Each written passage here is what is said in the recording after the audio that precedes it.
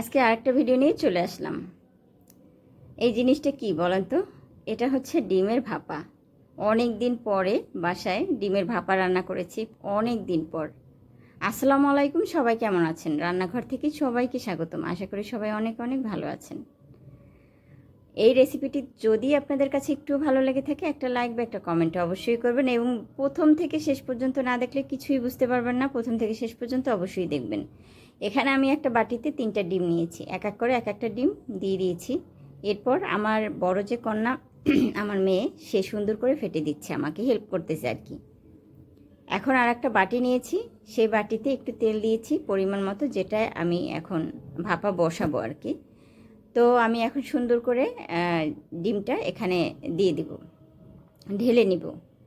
সুন্দরভাবে ঢেলে নিয়েছি। এখন এর ঢাকনাটা সুন্দর করে আটকে দিতে হবে। আটকে একেবারে আমার মেয়ে পরিপাটি করে আমাকে গুছিয়ে দিচ্ছে খুব সুন্দর করে। তো যাই হোক, গুছানো কিন্তু অলরেডি হয়ে গেছে, দেখতেই পাইতেছেন। এখন এটা বসাবো, চুলায় বসাবো। আসলে ডিমের ভাপা এটা কিন্তু অন্যান্য আমরা যে ডিম রান্না করি তার চেয়ে কিন্তু অনেক স্বাদ, দ্বিগুণ স্বাদ। এটা আমরা পোলাওর সাথেও এবং খিচুড়ির সাথে খেতে পারি। তো আমি একটা চুলায় একটা প্যান বসিয়ে পরিমাণ মতো এখানে পানি দিয়েছি, আর একটা রিনের মতো বসিয়ে দিয়েছি, যাতে ওটা আপনি ভাপা বসাতে পারি আমি। তো এখন সুন্দর করে এটা বসিয়ে দেব।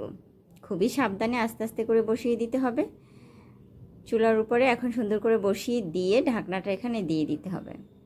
বেশি একটা সময় কিন্তু আমার লাগেনি, মাত্র 10 মিনিট লাগছে। 10 মিনিটের মধ্যে এটা হয়ে গেছে। এরপর এটা আমি উঠিয়ে একটা চাকুর সাহায্যে সুন্দর করে পিস পিস করে কেটে নিয়েছি। এখন আমি একটা প্যানে তেল দিয়েছি পরিমাণ মতো। তেলটা যখন একটু গরম হয়ে গেছে, তখন আমি এখানে দিয়ে দিলাম পেঁয়াজ এবং টমেটো। এটা দিয়ে খুব সুন্দর করে নেড়েচেড়ে নিতে হবে। অল্প সময় ধরে নেড়েচেড়ে নিতে হবে। এরপরে সামান্য কিন্তু এখানে লবণ অ্যাড করে দিতে হবে। লবণটা যদি আপনি দিয়ে দেন তাহলে দেখবেন তাড়াতাড়ি সফট হয়ে যাবে। এখন আবারও একটু নেড়েচেড়ে নিচ্ছি। এখন দিয়ে দিচ্ছি এখানে আদা এবং রসুনের পেস্ট। আদা রসুনের পেস্ট দিয়ে আবার একটু নেড়েচেড়ে নিচ্ছি। এখন এখানে সামান্য পানি অ্যাড করে দিব, না হয় এটা ছিটে ছিটে উঠবে। পানিটা অ্যাড করে দিয়েছি, আর দিয়ে দিচ্ছি এখানে ফ্যাটানো টক দই। টক দইটা কিন্তু দিতেই হবে। টক দইটা না দিলে কিন্তু খাবারটা একদমই ভালো লাগবে না। তো বাসায় যদি টক দই নাও থাকে, তারপর দেওয়ার চেষ্টা করবেন। তো যাই হোক, আমি টক দইটা এখানে অ্যাড করে দিয়েছি। এখন একটু সামান্য হলুদ দিচ্ছি, বেশি একটা দিব না, কিন্তু মরিচের পরিমাণটা একটু বেশি দিয়েছি, একটু যাতে ঝাল ঝাল লাগে। এখন আবার সুন্দর করে নেড়েচেড়ে দিচ্ছি। মশলাটা ভালোভাবে কষিয়ে নিতে হবে। মশলা যদি ভালোভাবে না কষান, তাহলে কিন্তু খাবারটা খেতে একদমই ভালো লাগবে না, আর স্বাদ হবে না।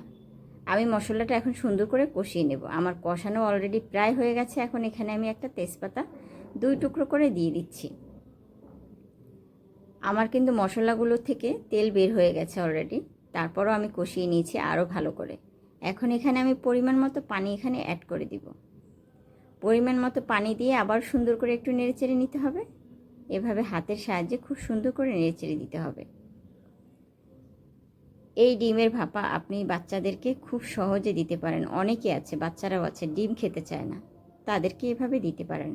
তো আমি পানিটা যখন ফুটে উঠেছে, ওই মুহূর্তে আমি এগুলো দিয়ে দিলাম, ডিমগুলো যেগুলো কেটে পিস পিস করে রেখেছি, ওগুলো সুন্দর করে দিয়ে দিয়েছি।